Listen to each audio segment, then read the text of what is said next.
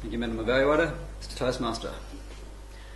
How to defeat a superhero. Did you know that just doesn't cut it with one of our members in the room tonight? He wants to hear how to kill a superhero. And I'm glad that he is thinking along those lines, Trevor, because that will actually relate to about 1.6% of the subject matter they're going to talk about today. And that is a very important percentage. So please take note of that percentage. And thank you for that thought, Trevor. So what is a superhero? Go back to the Greek gods. We've heard of Hercules. We all know Hercules, don't we? Robin Hood. Zorro. Aquaman.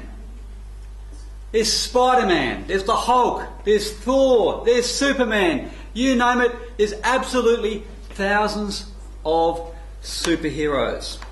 The list just goes on.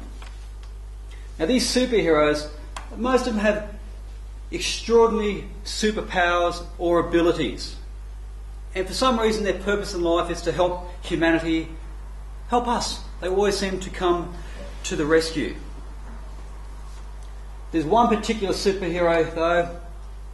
He's faster than a speeding bullet. He's stronger than a locomotive. And he can jump a building in a single bound. The Hulk, the big green monster. He's indestructible, that guy. He gets angry in an instant and he can absolutely destroy anything. And Spider-Man, what does he do?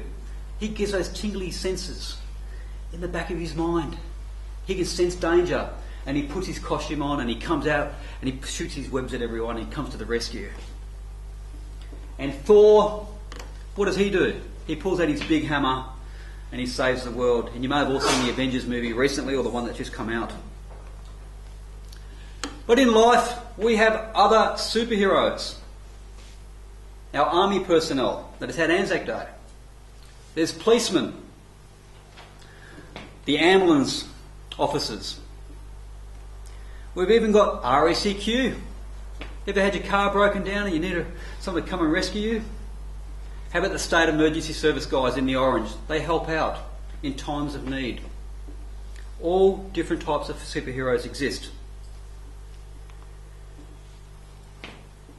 There are other superheroes. How about the poor children in the cancer ward struggling to get through chemo? Well, my kids, they get a splinter in their thumb or finger and they've got to be a super little superhero so I can pull it out. You know, brave little souls they are. We have superheroes around us all the time.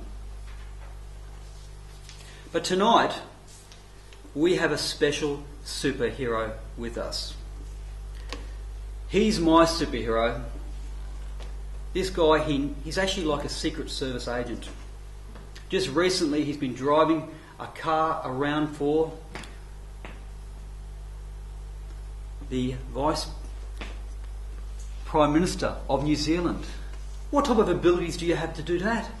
He must be a high-performance driver or something like that. But tonight, he's my superhero because he's holding the fort. He's decided to step up to the plate tonight and be the Toastmaster. And yes, ladies and gentlemen, his name is Jesse Moore. We have superheroes around us everywhere. Now don't forget, the purpose of my speech tonight is how to defeat a superhero. Trevor, how to kill a superhero. But like all superheroes, they have vulnerabilities. For example, Superman. He has a weakness. Well, all superheroes have a weakness. Particularly when the human is calling out, help me, help me. They all seem to come to the rescue. Or Lois Lane. If someone knew that Superman was going out with Lois Lane, what could they do to Lois Lane to hurt Superman? So for some reason, Supermans have a weakness. But how to kill a superhero is a different kettle of fish, Trevor. Superman, kryptonite. You can kill him with kryptonite. Spider-Man, Maybe you can kill him with a can of morphine. I don't know. I've never heard of a way how to kill Superman. Who knows how to kill a superhero? I know. And 45% of you in this room know how to defeat a superhero.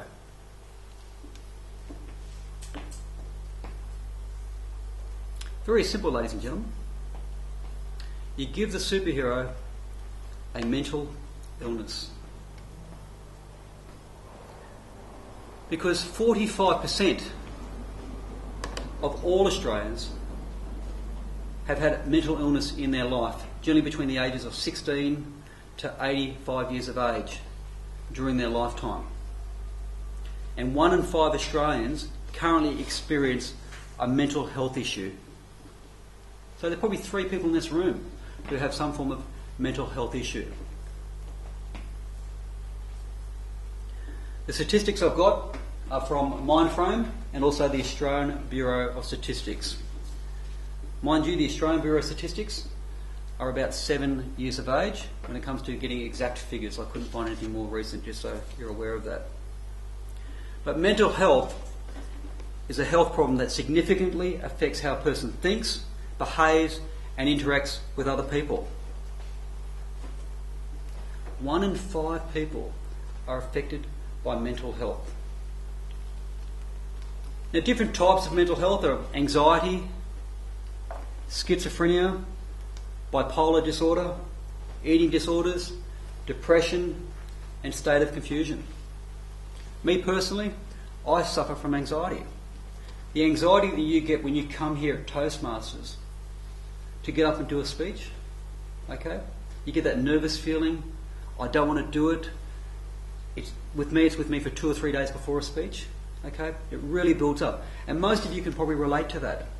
Every single day I go through that same feeling of anxiety in my life, okay? I'm very lucky, I've got a very, very minor anxiety. It's just with me all the time. I used to be bulletproof. Nothing used to affect me at all, okay? But now I worry about things. I don't know why, but I do. The littlest things in life now affect me. And you've just got to say to yourself, your mind is playing a game on you. It's something that you can't control if you have a mental health issue. You can take medications if you choose to. You can seek therapy if you wish to.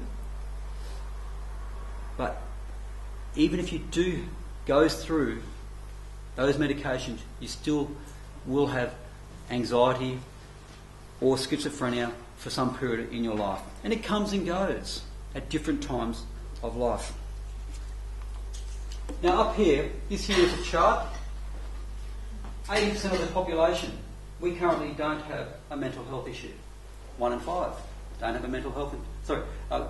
4 out of 5 people don't have a mental health issue, or 80% of people don't have a mental health issue. Okay? These are people who currently don't have it. The previous statistic I said to you was 45% of people experience a mental health issue during their lifetime. But the other 20% up here experience a mental health issue today as we speak right now. And over here, the mild, 9 to 12% of people have a mental health issue. That's approximately 2 million Australians based on the year 2007 statistics. Moderate level is 1 million Australians, and at severe up here will be 600,000 Australians have mental health issues.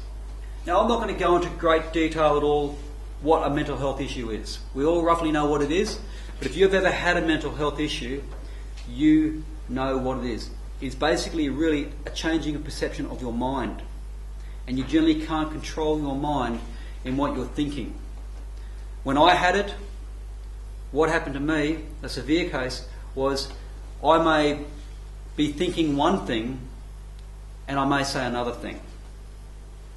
But I knew what I was thinking. We've got the right to choose when we speak. And I had this mild level of anxiety, where this kind of like thought control just took over my whole brain.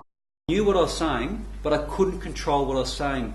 Something else took control of me my mind, my voice, and overtook what I was saying, and it related to everything that I was thinking or saying, and it got worse and worse and worse. And at the end of the day, I could not control what I was thinking, because you think, then you speak. I could think it, but I'd speak it, and I'd keep speaking what the other side of my mind would want to say. And until you've been into that place, you won't know really what it means. That's what mental health can do to us. Now imagine if you had that happen to you all the time. Something does step in, and it's called suicide. Okay? Every day at least 6 Australians will commit suicide.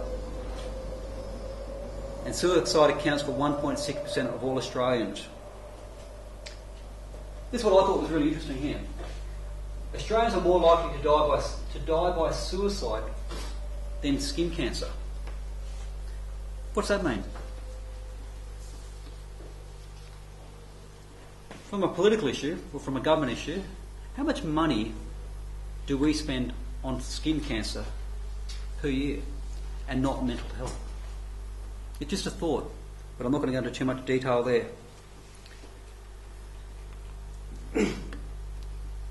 It costs the Australian economy $20 billion per year with relation to mental health related issues. It costs the Australian government $7.6 billion per year on mental health issues, which is basically $332 for each of us here.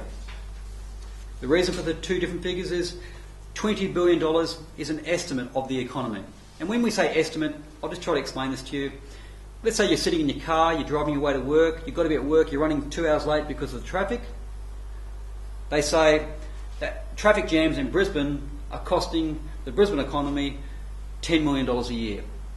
Mental health is costing the Australian workforce, employers, health carers, an amount of $20 billion per year. It is a massive amount of money that we have being spent and lost on mental health, and we've got to take it more seriously.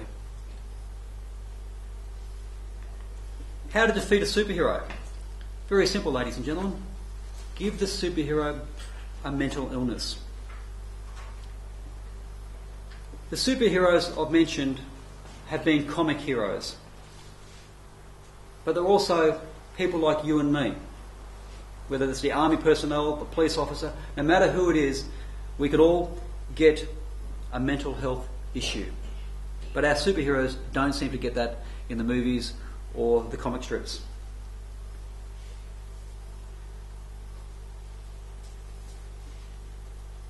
The real heroes out there, ladies and gentlemen, are the people with mental health issues. Because you and I, we're generally blessed by the way we think, the way we communicate with people day in, day out. Are people with a severe mental health issue, they're not blessed with that. It's not week in, week out. It's not day in, day out. It's second by second that something in their brain is creating a state of confusion in their mind. Mental health is serious. That's how you defeat a superhero, with mental health. Thank you, Mr. Toastmaster. Thank you, Mr. Toastmaster. Well, next speech, how to defeat a superhero. Overall, I thought it was a very effective speech which raised awareness of a really serious issue, being mental illness. It was a completely different mode of delivery that we're used to from Nick. It started out quite light in his usual fashion, but then it transitioned into something quite serious and I think took the room by surprise.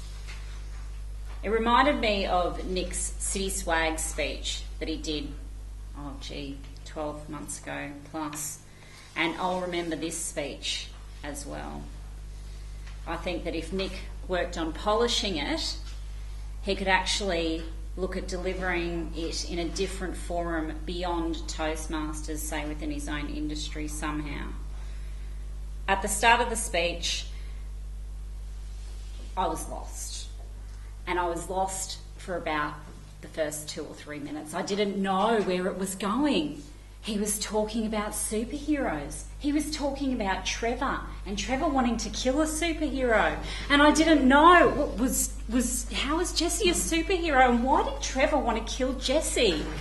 I was really concerned. Was there something going on in the club that I didn't know about? And so my point for improvement with respect to analogies is that be a little bit careful, because they can be distracting. And while it was necessary to make it in the abstract, I think that was preoccupying for me personally. That may not have been other people's experience though. Nick also used a projector, which I thought was really great to bring in a different mode of delivery, and it really showed that he was extending himself and going beyond his comfort zone. And it really was necessary for him to use the projector when he spoke about the statistics that he was using. So I applaud Nick for doing that, and thought that was a really unique delivery in that way.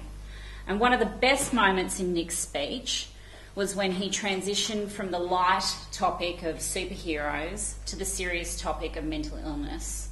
And he did that quite powerfully with the use of pause. And pause is really important in speaking, because it's an effective way of grabbing the audience's attention and making them remember an important point that you're going to speak about. He also personalised the topic and talked about his own experience, and I liked that. But I could feel that it was difficult for Nick to speak about at times. And he might want to consider telling other people's stories, say a true story from somebody else that he knows a little bit, or high profile people. That might also resonate if it's too difficult for him to speak about his own experience. He used statistics which gave his message credit. And what I'd say about statistics is that you really need to keep your audience in mind. So when you talk about mental illness and the cost to the economy, that might sort of not really resonate with people, because they hear about statistics like that kind of all the time. Whereas if it's talked about in terms of, you know, that in the age of 20 to 30, 50% of men suffer from mental illness, that would be a really powerful statistic that would resonate with a lot of people in the room who are within that demographic. So that's a way to use statistics. In line with Nick's mode of delivery, he limited his body language, and that was entirely appropriate. Again, very different to Nick. And he also, I kept an eye on the feet shuffling, which he didn't really do at all. So, significant things were done in terms of the delivery as well. One final point for improvement was on the speech content. And I think that when you speak about mental illness, you do need to give people some hope and give people an understanding that there are treatment options. So I think that you could have gone into that a little bit more, even though that might not be your personal experience, to broaden it for other audiences that you speak to in the future. But overall, I think it was a very powerful speech and polished. I really would encourage you to deliver it again beyond Toastmasters. So thanks.